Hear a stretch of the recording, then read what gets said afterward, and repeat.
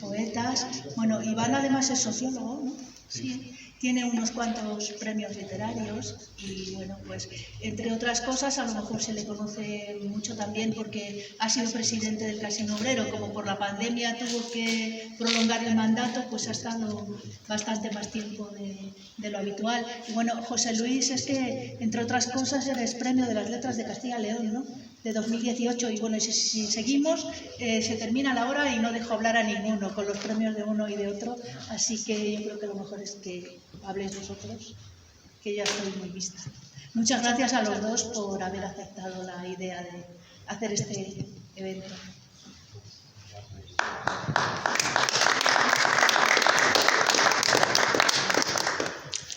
Pues buenas tardes a todos. Yo muchísimas gracias al Centro de Estudios Bejarano en primer lugar por haberme invitado a esta actividad con José Luis Puerto, y agradecer también a José Luis que vuelva a Béjar y que disfrutemos de lo que nos vaya a contar. Intentaré que sea lo más agradable, lo más ameno posible, así que y bueno, pues empezamos. He de decir y confesar, José Luis, que me siento como una palabra pequeña que desde hoy espera tener un lugar en tu gigantesca enciclopedia.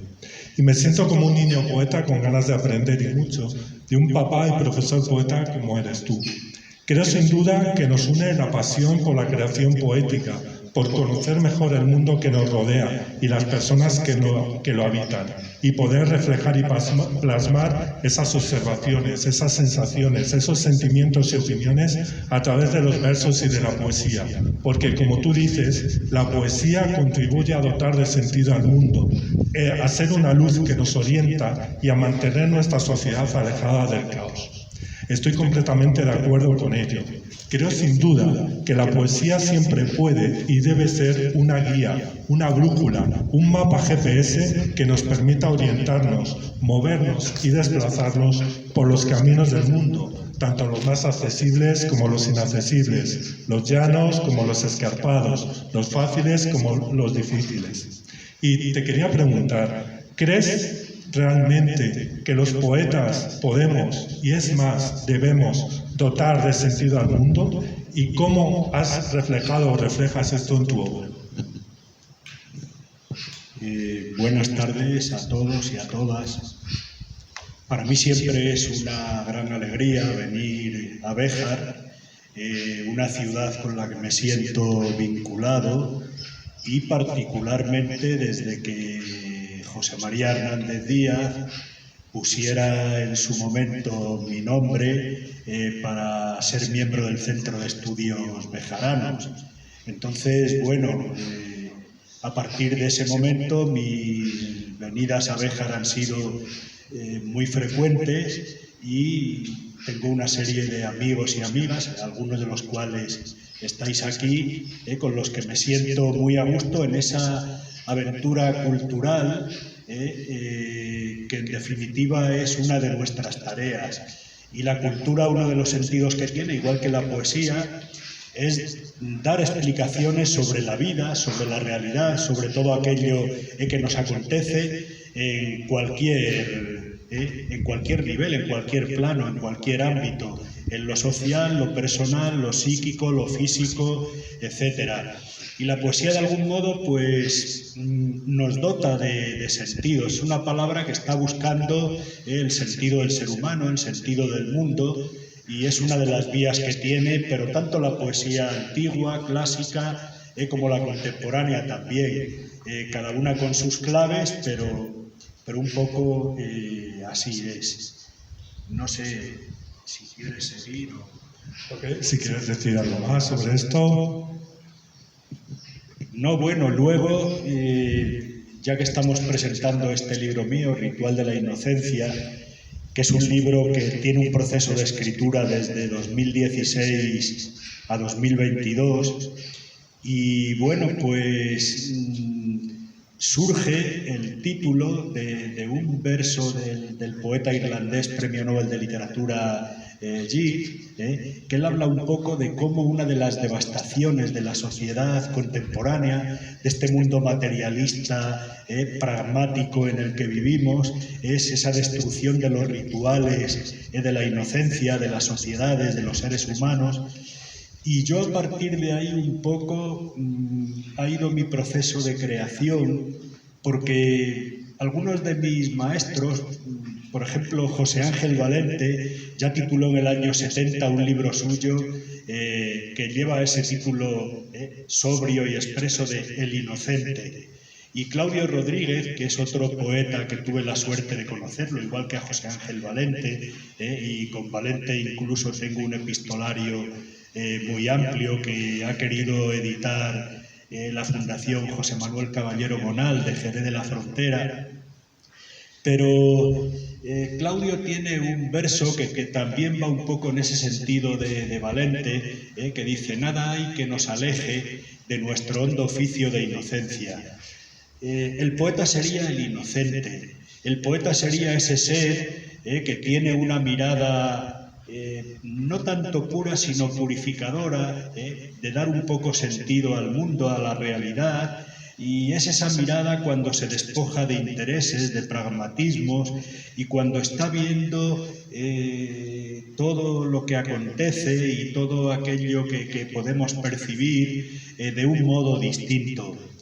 El poeta es aquel que sabe mirar hacia donde los demás no miran, que sabe percibir elementos, lo pequeño, lo desatendido, que los demás un poco a veces incluso desprecian. Y por eso el poeta también se ha de situar en lo que yo llamaría los territorios del afuera, es decir, no los territorios del reino, sino de fuera del reino. Aquella dicotomía que establecía Albert Camus, el exilio y el reino. La palabra del poeta sería una palabra más bien desde el exilio, desde fuera del ámbito del reino. A raíz de lo que estabas comentando ahora, de estos versos de Yeats que un poco dan el título al poemario que estamos presentando esta tarde, hablas también, o en alguna ocasión, en alguna entrevista has hablado, aludiendo a estos versos, de profanación de la sociedad, como estás hablando, de una sociedad que no respeta, que no cuida, ni siquiera lo más vital como es la naturaleza, ¿verdad? Y de ahí esa necesidad de escudriñar el mundo con otros ojos, con una mirada mucho más pura e inocente, que nos libere de impurezas y de corrupciones para contemplar la belleza tan desconocida que nos rodea. Quería preguntarte cómo reflejas este sentido de especie profanadora en Ritual de la Inocencia y qué solución o soluciones crees que hay o que pueda haber ante esta escalada destructiva y descontrolada en la que parece que estamos inmersos desde hace tiempo.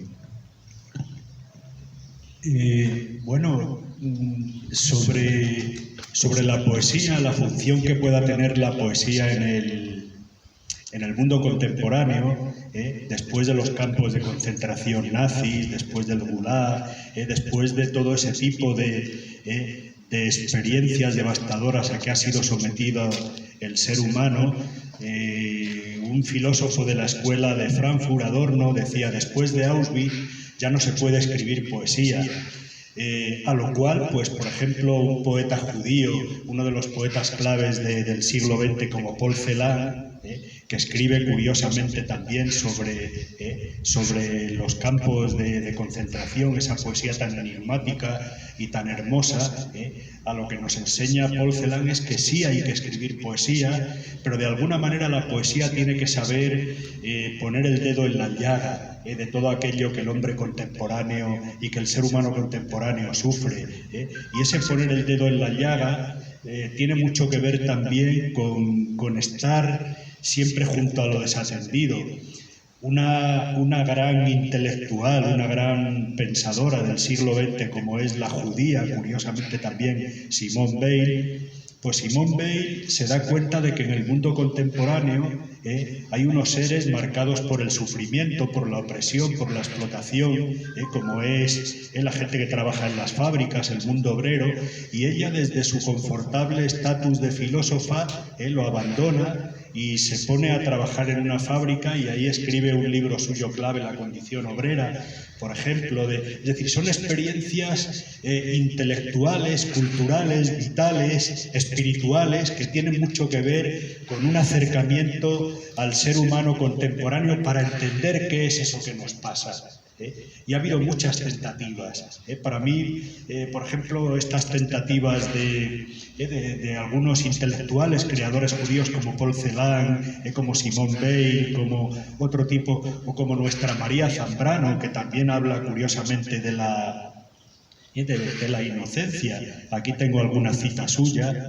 Pero, por ejemplo, María Zambrano tiene un libro titulado Europa, que a mí me parece muy importante porque, claro, Europa es el continente que ha creado ese concepto del humanismo, pero el humanismo a veces creemos que es esa suerte de síntesis entre lo cristiano y lo clásico, lo pagano, pero yo creo que el humanismo es como una suerte de construcción espiritual, cultural, histórica, viviente, que sigue viva, que Europa crea y que continúa, es decir, porque el humanismo también se nutre de las aportaciones de la Ilustración, pero también de las aportaciones de los románticos, de los simbolistas, incluso de los vanguardistas contemporáneos, todos los movimientos de vanguardia. Y curiosamente ese humanismo, que es un mecanismo vivo europeo, de alguna manera de poner en pie siempre y valorando la dignidad del ser humano,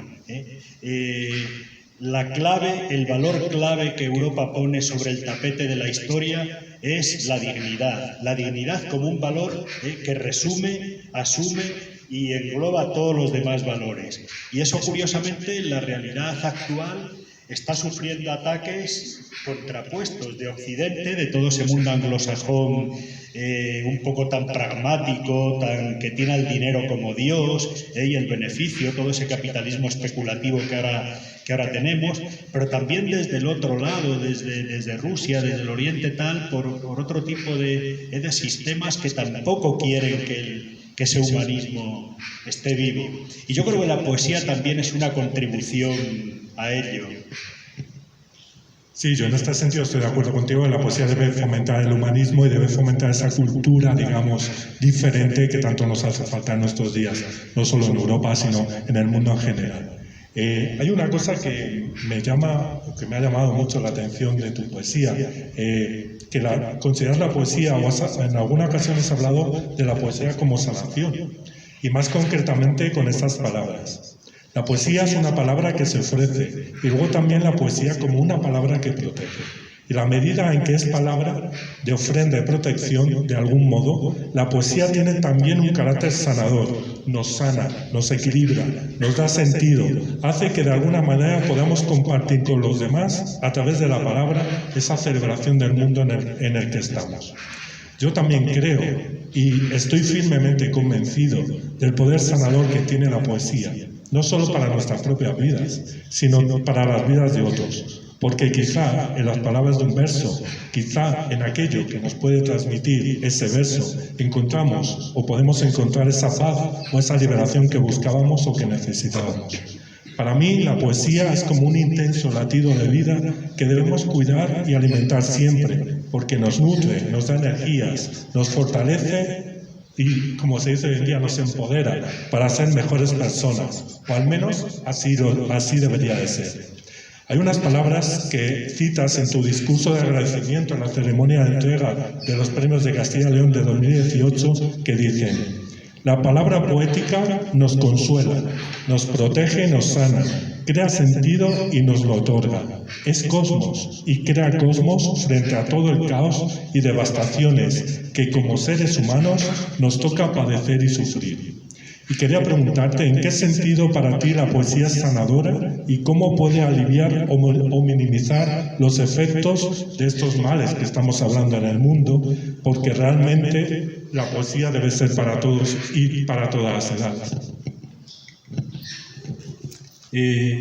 Sí, son algunos de los, iba a decir, de los conceptos o de las vías que se han ido abriendo en mí a lo largo de los últimos años, vinculados con la poesía. La poesía es protección, la poesía es salvación, y ahora diré en qué sentido entiendo esto, y la poesía dota de sentido al mundo, es decir, es cosmos frente a los caos que nos toca vivir.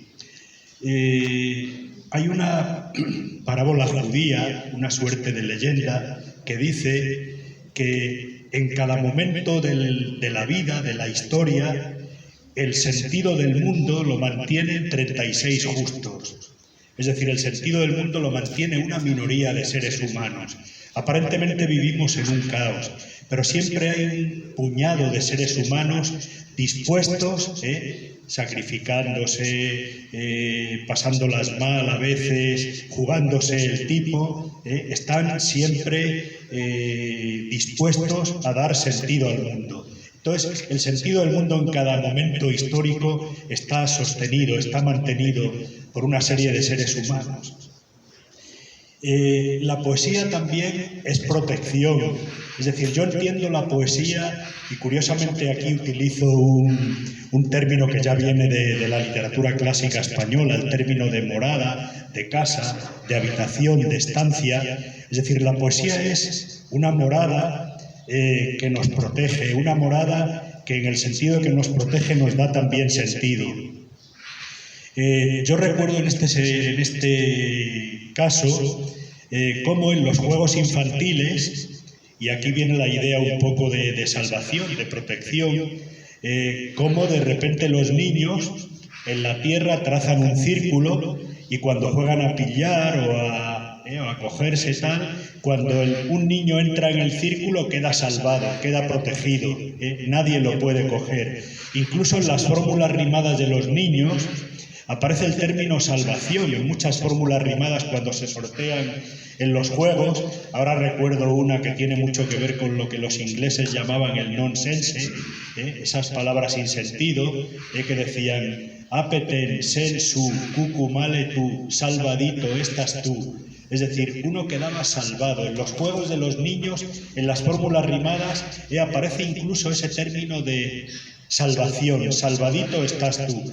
Y de tal manera que se establecía un círculo, que era el círculo de salvación, donde uno quedaba salvado, o a veces era una pared donde uno, cuando lo estaban pillando, se besaba la mano y daba un golpe con la palma de la mano a la pared, y entonces ya quedaba protegido, quedaba salvado. La poesía también sería como esa suerte de golpe verbal que damos y que nos salva, que nos protege, también que nos sana.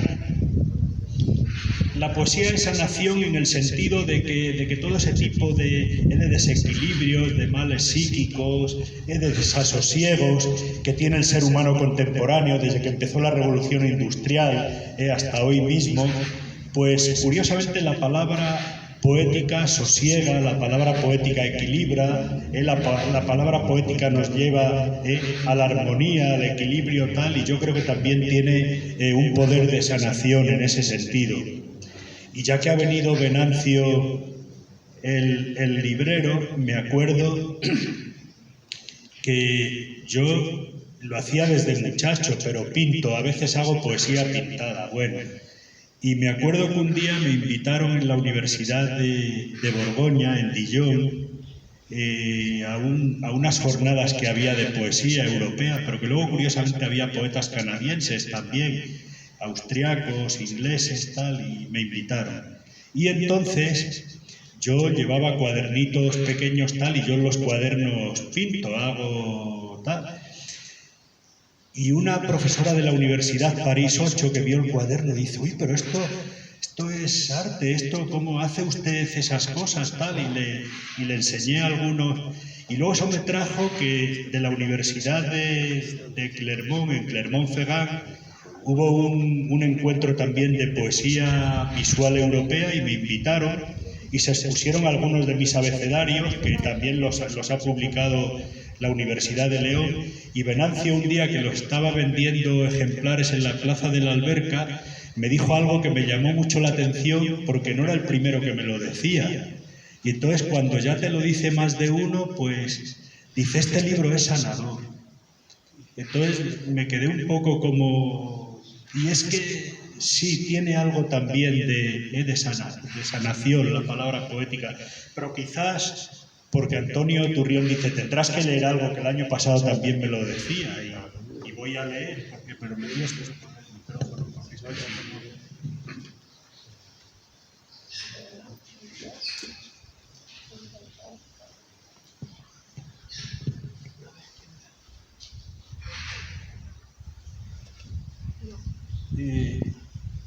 Vamos a hablar de la palabra en un poema que habla de la poesía, de la palabra, de la función de la poesía.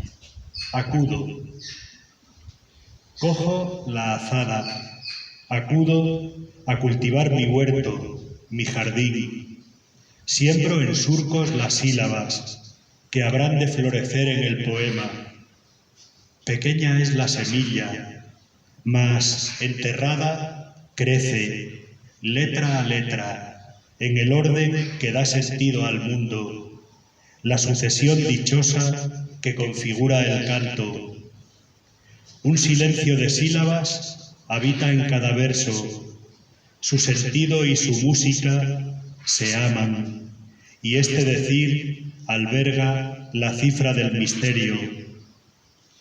En mi jardín trabajo cada día, huerto abierto a la luz, sílaba a sílaba, y esta labor constante busca la comprensión de este prodigio que es el existir.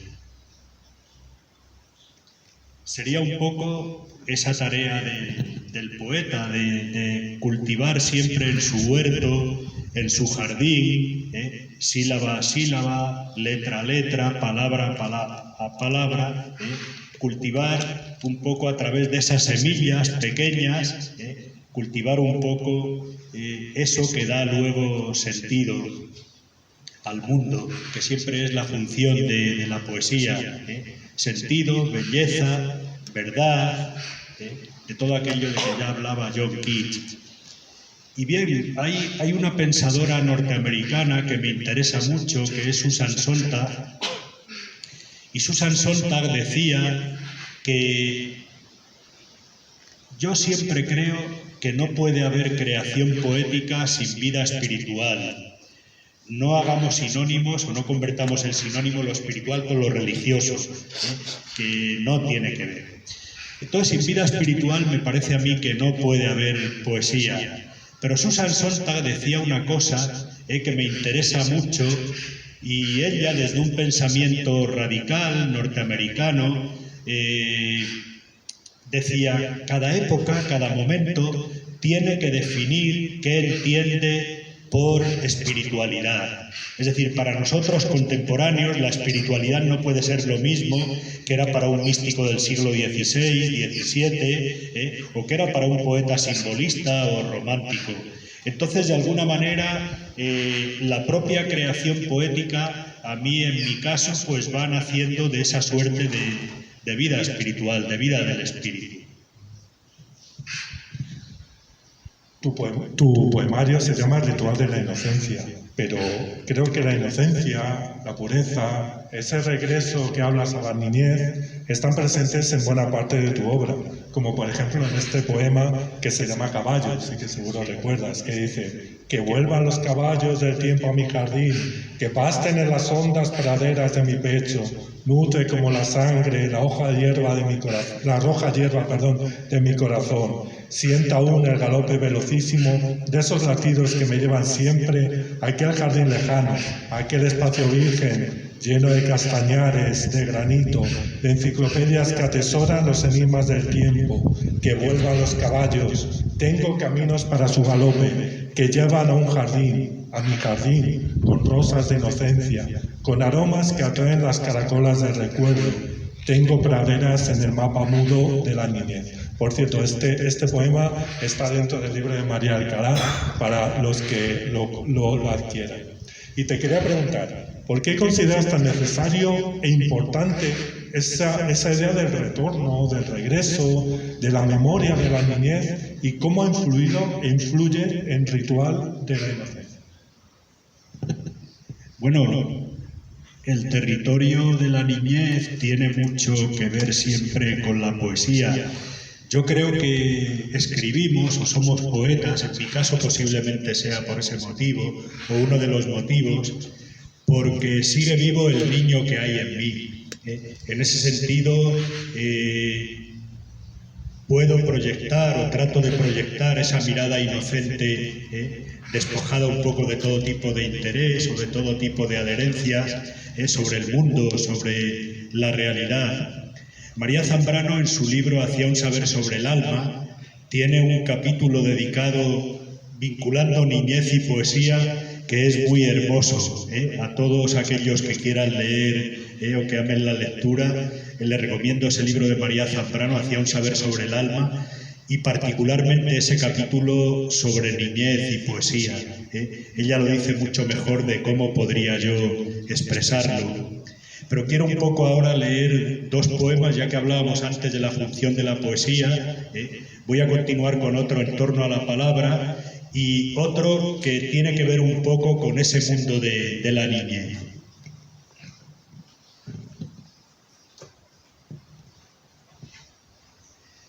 Bien, este se titula, es un poema sobre la poesía, metapoesía, se titula La poesía.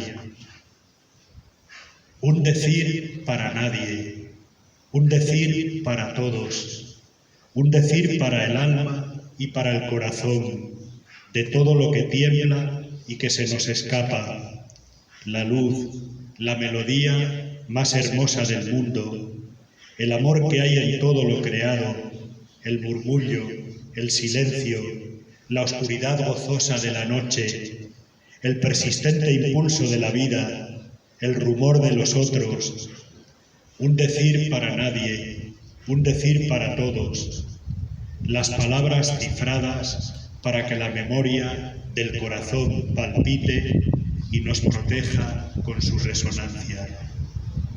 Ese decir un poco que es el de la poesía, ese decir para todos, para nadie, para aquel que lo reciba.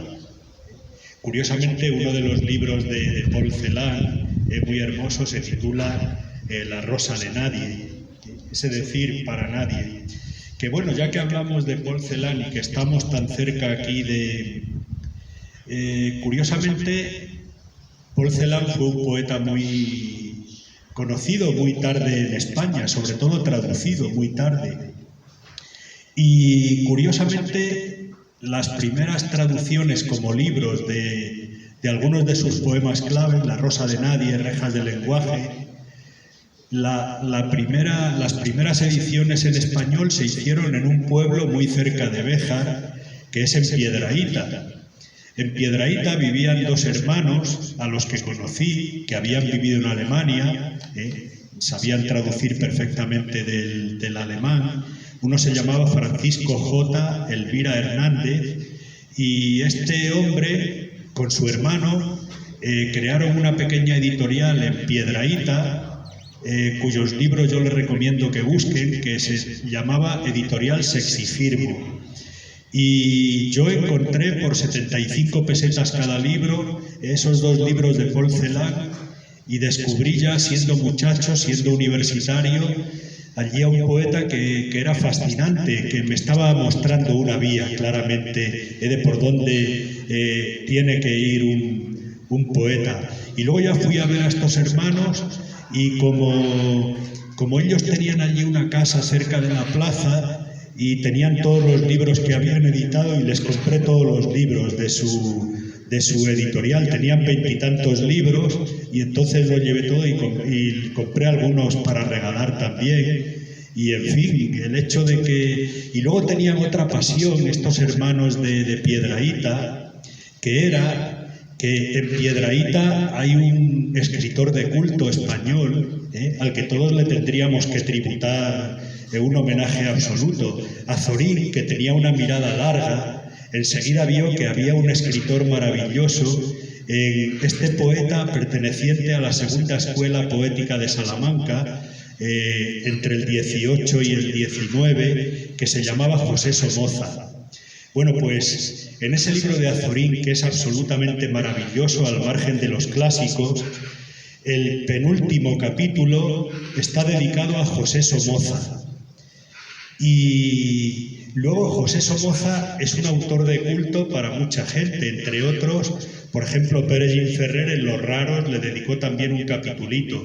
Y como este era un hombre ilustrado y era un libre pensador, pues el pobre Somoza, que no iba a misa en Piedrahíta, no iba a misa nunca los domingos y se pasaba por la iglesia así paseando un poco casi como desafiante, pues cuando muere en 1852 no lo quieren enterrar en sagrado.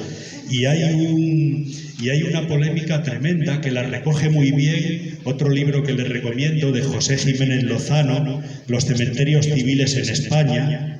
Y Jiménez Lozano le dedica un capítulo a Somoza, a toda esa polémica del entierro de Somoza, extraordinario. Bueno, pues qué curioso que Somoza sería tan molesto que muere en 1852 y todavía en el franquismo le destruyeron la tumba, fueron a destruirle la tumba. Pero ocurrió otra cosa también maravillosa en 1976, cuando muere Franco y todavía la democracia no se ha asentado, y es que una serie de intelectuales españoles va a Piedrahíta a hacerle un pequeño homenaje de desagravio a Somoza y le ponen una placa en su casa natal. Estaban por lo menos 4 personas, 2 abulenses, que curiosamente fueron amigos míos los dos, José Jiménez Lozano y Jacinto Herrero Esteban, pero estaba también Fernando Lázaro Carreter, que sería director de la Real Academia Española, y estaba también José Luis Cano, que dirigió la revista Ínsula. Bueno, pues todo eso lo tenemos aquí, en el sistema central, al lado, José Somoza.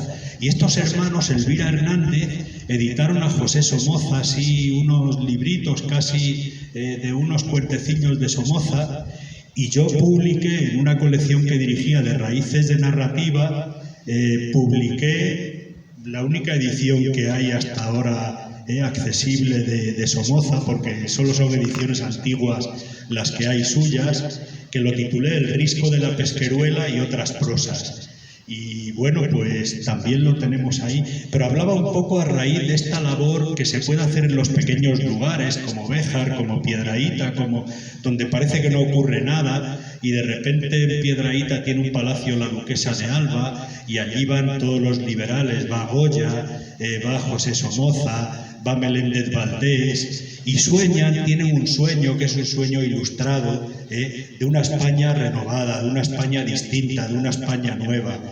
Es un sueño que se da aquí en el sistema central también, y que es muy interesante. Pero ya que hablábamos de esa relación entre poesía y niñez, quiero leer un poema.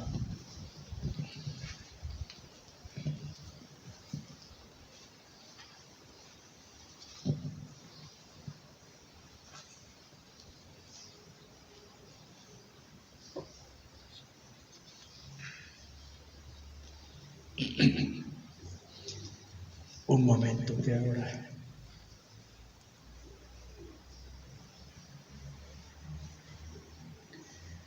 Alma antigua.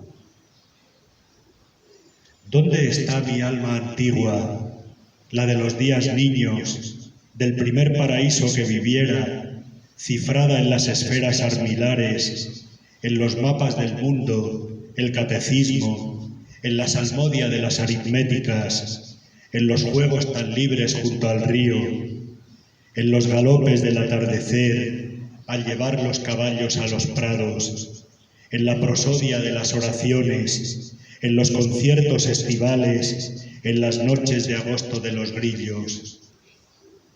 ¿Dónde está mi alma antigua, su perdido fulgor, el aura de los días de pobreza? ¿Dónde? Decidme. ¿Cómo me guiaría para alcanzar su magia y recobrar el orden de la vida, el magnetismo de las sucesiones, la invocación de los momentos puros en los que ardía la palabra, la inocencia imantada de dulzura, la comprensión de todo lo creado. Decidme, sí, decidme, cómo hallar mi alma antigua. Si lo sabéis, llamad al corazón, al número secreto, solo al acceso de quien ama. Y bueno, otra de las vías también que recorre mi poesía, pero que también recorro yo tengo una gran inquietud por la desaparición del mundo rural, de las culturas antiguas, y para mí supone un gran dolor todo lo que estamos perdiendo. Estamos ganando cosas, de hecho el ser humano tiene que ir en la vía de la sucesión, es inevitable, pero estamos perdiendo territorios, imaginarios, comportamientos, modos de ser y de estar en el mundo, que van quedando ahí. Yo, por ejemplo, ahora una de las cosas que hago, porque a mí me purifica mucho el contacto y me da sentido el contacto con el mundo rural, con la gente normal y corriente, con los campesinos. Yo siempre he sentido desde niño, y lo he mantenido siempre a flote, que la verdad más hermosa del mundo está en la gente más humilde. Y entonces voy detrás de ellos, voy guiándome hacia ellos. Y ahora tengo una inquietud porque hay un área salmantina que es muy hermética y donde yo calculo que hay ámbitos perdidos que me llaman mucho la atención, que es en la Huebra. Y estos días he estado recorriendo la Huebra. Ayer por la tarde, por ejemplo, estaba recorriendo pueblos de la Huebra, pero de repente leo en una respuesta del catastro de Ensenada, de una alquería, de una aldeíta de la Huebra, en una pregunta que hacen, que dicen: ¿hay pobres de solemnidad? Y dicen: sí, uno. Dice: es un hombre que solo vive de las limosnas que le dan las gentes cuando recorren los pueblos con la estampa de San Marcos. Dice: es el ermitaño de la ermita de San Marcos. Y esa figura del ermitaño, que en mi pueblo, que recorría los pueblos, yo la conocí de niño. En mi pueblo, a los ermitaños que recorrían el pueblo y que iban con una pequeña capilla del santo, de la santa, y la gente le echaba la limosna, pues se llamaban los peregrinos. Decían: ya viene el peregrino. Y entonces las madres llegaban allí y tal, y los niños íbamos detrás del peregrino, con aquello que tenía. Y yo recuerdo que el peregrino que iba a la alberca, pues no podía hablar y solo mostraba la capilla tal que llevaba aquí colgada al cuello, y era un señor que tenía en la garganta una suerte que lo habrían operado y llevaba una suerte como de tapón metálico plateado, de lo que tuviera tal, y yo recuerdo esa imagen del peregrino. Y este ermitaño de San Marcos pues iba por los pueblos, los iba recorriendo, y entonces, y esa ermita de San Marcos estaba a la salida de un puente. Es decir, en Salamanca solo conozco dos casos. Uno es la ermita del Carmen de Ledesma al salir del puente del Tormes, y uno es la de San Marcos, en un afluente del río Huebra. Y claro, tiene que ver con aquellas antiguas ermitas, templos a los dioses viales en las calzadas romanas, en las vías romanas, como está en el puente de Alcántara, extremeño. Y bueno, para que tuviéramos suerte rezándolo, invocando a los dioses viales. Bueno, pues todo eso está ahí diseminado, son semillas que están ahí, y por eso yo también las arqueologías, lo arqueológico, me interesa tanto. Y voy a leer un poema de tipo arqueológico, ya que están aquí las dos personas a las que se lo dediqué. Sarcófago de la Alegoriza, para Santiago Esteban Frades y Carmen Romero. El sarcófago tosco tallado en el granito, contemplado en la tarde de verano, en un poblado antiguo de pastores de tiempo visigodo, humildísima urna funeraria, abandonada por el tiempo y por la desmemoria. Ella cogió los restos de los seres por la muerte tocados y fue testigo del dolor de quienes los querían y velaban. ¿Qué queda hoy de todo aquello? Tan solo la belleza del lugar, protegido y amado por el bosque, y esa melancolía de las ruinas, con la urna vacía, ofrecida a los cielos, como cuenco formado por las manos del mundo. Ah, sarcófago tosco, tallado en el granito, humildísimo emblema del descanso eterno y del olvido, como destino de lo que vive en el tiempo. Cómo nos zarandeas esta tarde y nos haces temblar. Pese a que lo ignoremos, ese cuenco, esa urna, ese sarcófago, espera nuestro cuerpo derrotado para llevarlo al corazón de la materia, pues del destino de nuestra conciencia, de aquello que llamamos nuestra alma, nunca sabremos nada.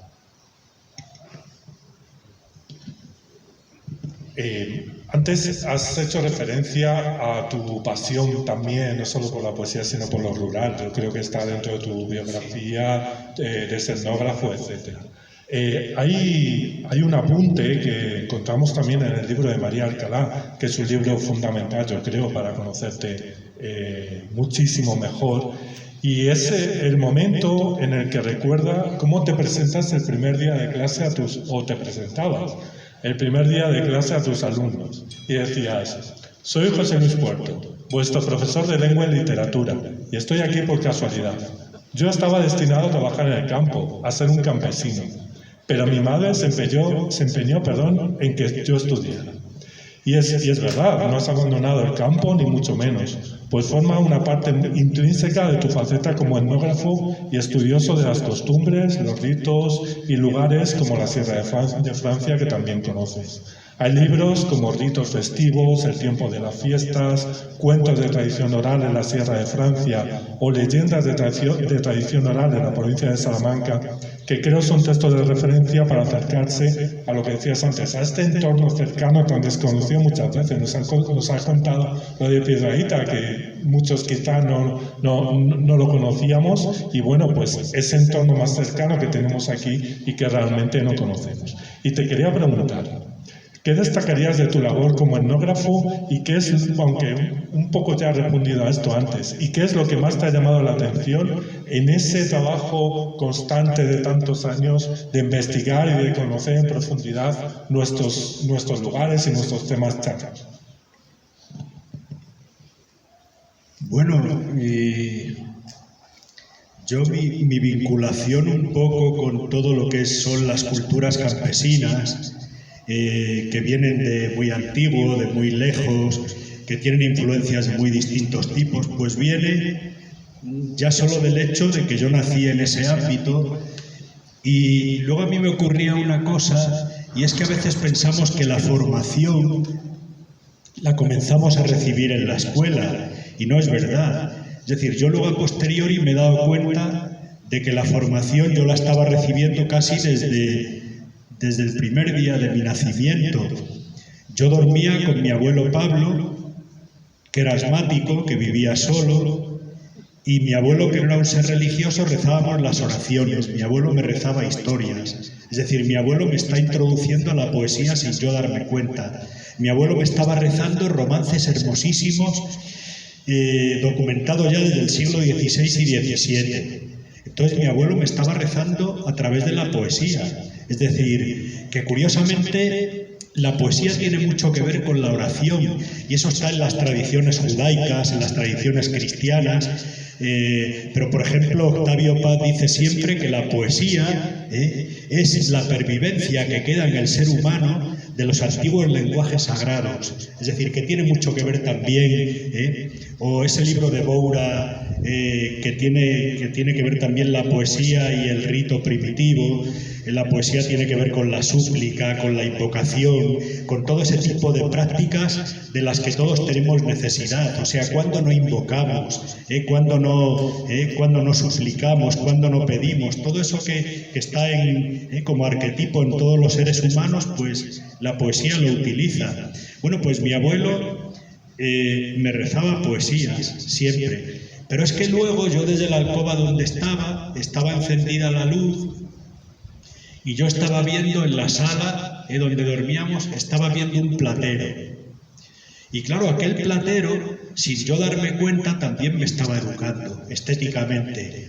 En aquel platero, que en la alberca pasa así, en otros pueblos de la sierra, aunque los chamarileros se han llevado por 2 reales todo ese tipo de cerámica antigua que teníamos, pues resulta que allí había cerámicas antiguas de Talavera del siglo XVI, XVII, XVIII, y yo luego me he dado cuenta de que lo que estaba lloviendo allí era un verdadero jardín cerámico, la serie de las golondrinas, la serie del pino, la serie de Del, la serie polícroma, pues yo lo tenía, la serie de la dormidera, todo eso yo lo tenía allí, lo estaba viendo de niño, y entonces me estaban llegando a los ojos noche tras noche antes de dormirme. Era una educación estética también, es decir, que aquello lo recibíamos, o también recibíamos, que yo tuve esa suerte, pues por ejemplo, el cine.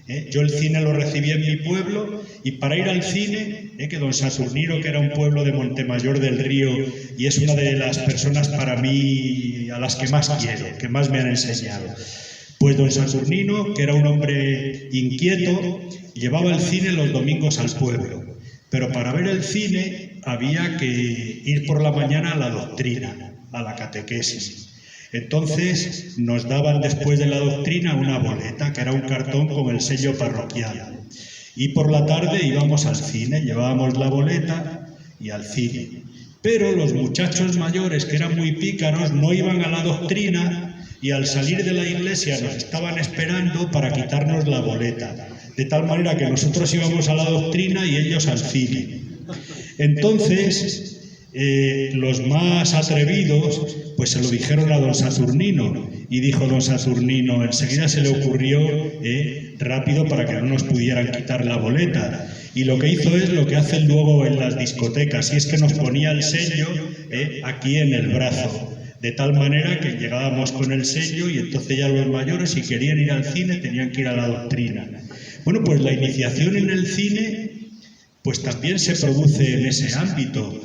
La iniciación en el ballet, cosa que yo nunca creí, pues en el teatro de mi pueblo había una maestra que se llamaba doña Carmen, y doña Carmen se le ocurrió con las niñas, alumnas suyas, hacer un pequeño ballet, y se realizó allí en el teatro del pueblo, y estábamos todos viendo, y para mí aquello fue, bueno, me dio como un impacto, me causó un impacto absoluto, porque yo aquello no me lo podía esperar, y además con una música deliciosa que luego ya supe a posteriori que era el Carnaval de los Animales de Saint-Saëns, del compositor francés. Bueno, pues eran iniciaciones que de alguna manera a lo mejor otros no lo percibieron, pero yo sí, o sea, me di cuenta de ese tipo de cosas, o como por ejemplo todas las noches, al llegar al oscurecer, había el encargado de abrir la casilla de la luz eléctrica y le daba la palanca y se encendían todas las luces de las calles del pueblo,